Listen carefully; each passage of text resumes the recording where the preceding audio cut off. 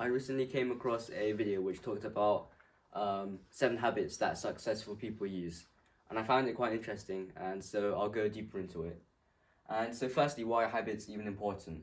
Well, basically, our habits basically decide how we live our lives, and there's been studies that show that 70% of our behavior is actually habitual, and we've learned them over periods of time.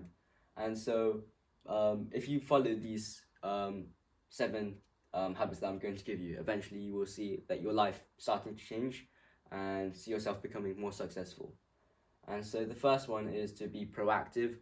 And so, yeah, it's the opposite of being reactive. And yeah, what reactive people would do is they always just focus on things that they cannot control. And yeah, for example, I've always heard my uncle complaining about maybe, for example, how things used to be so much cheaper when he was younger, or about the government, or about things like that. And that was just all out of his control. However, a proactive person would focus on what they can do at the moment.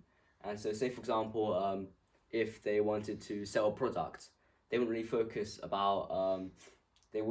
really about any of the economy or any of that, but more about how they can improve their product so that it can be something that people can't live without and that people have to buy.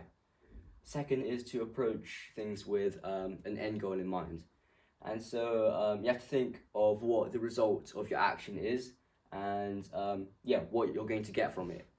And so yeah, basically look at yourself in the future and see like what you're going to do with how what you're going to do right now is going to change what you're going to get in the future.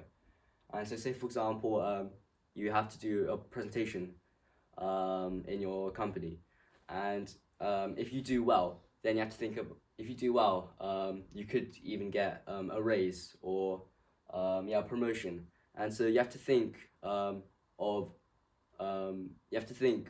you have to like basically deliver your presentation with that goal in mind, and that will give you more motivation and more focus during your presentation. Thirdly is to put the important things first and prioritize. And so yeah, if for most people, if they were asked what the most important things in life were, they'd probably say things like family or health. And even though they say those things, it's quite obvious that we all spend a lot of time on things that aren't important, such as watching TV or just watching TV or playing games. And so yeah, you have to learn to prioritize things, and it's hard for everyone. And even I struggled with quite a lot of it as well. Like whenever I wanted to improve on my study, I'd always sometimes just prioritize gaming because it felt good in the moment. But you have to think in the long term and yeah, see what really is important in your life. Fourth is to think in a way where everyone wins, and so you don't really always have to. There doesn't really always have to be a loser, and yeah, you can basically work together with other people and use contacts.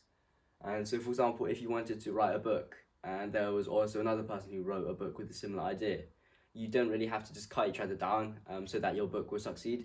You can promote each other's books, and that way you get you get more readers, and you also form a connection with another person. Fifth is to provide value, and so you have to go into things thinking about what you're going to give to other people, which will make people want to listen to you. And for example, yeah, with YouTube, if you make a good video, then people will want to subscribe to you. However, if you don't make a good video, which doesn't really provide them with anything, they would just walk away, and they would walk away from your video and not really come across your channel again. And so yeah, just don't really think about asking for subscribers or asking for something without really providing anything in return. Sixth is to work together, and so it's really important learning to work in a group, because yeah, you can form contacts, and it's also a lot easier for you. I remember in school, I once had I think it was in year 5, and we had a chemistry practical where we had to go get in a group and make a volcano together. And yeah, I actually learned a lot through it because I made some new friends. I also was able to get like sort of an experience of working together as well. And furthermore, it would be a lot quicker working as a team than just working alone. And yeah, it's in general was a lot. It was a lot of fun as well. Seventh is to, I guess, work on yourself and improve yourself. And a lot of people just think it takes a lot of time and they just don't really bother.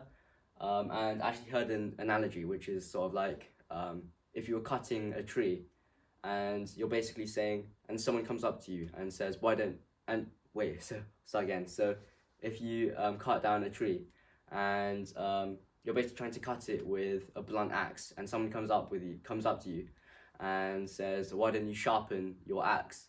And you just say it takes too much time. And that's basically what you're doing when when you work on yourself, where working on yourself is sharpening the axe, but you just say it takes too much time. Instead, of course, it might take some time, but you need to think that even though it does take a bit of time, you will get better, and you will be able to cut down that tree. And yeah, a lot of us still try to find instant cures for health, or just instant ways to immediately become better at study. But no, it just takes time, and you have to take the time to improve on yourself. So I think those are the most important 7 habits that successful people use. And yeah, if you start using them in your daily life, you will eventually improve on yourself and yeah, be more successful. So thank you for listening.